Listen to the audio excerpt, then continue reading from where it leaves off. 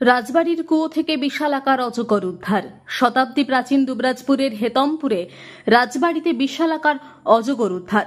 হেতমপুর রাজবাড়ির পেছন দিকে প্রায় 200 বছরের পুরনো কুয়ো থেকে প্রাণের ঝুঁকি নিয়ে একটি পূর্ণবয়স্ক 9 ফুটের অজগর উদ্ধার করলেন সর্পপ্রেমী অমিত শর্মা।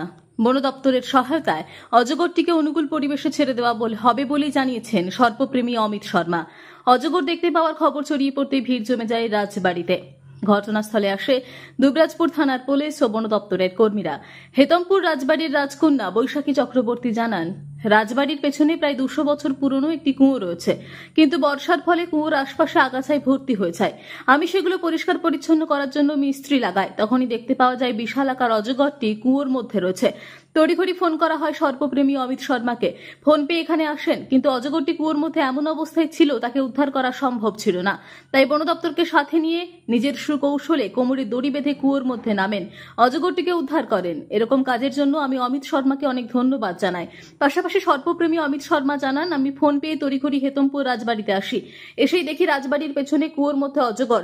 বন দপ্তর ও স্থানীয় মানুষজনদের সহযোগিতায় আমি কোমরে দড়ি বেঁধে কুয়োতে নামি, অজগরটিকে উদ্ধার করি। 9 ফুট লম্বা বিশিষ্ট এটি একটি পূর্ণবয়স্ক অজগর।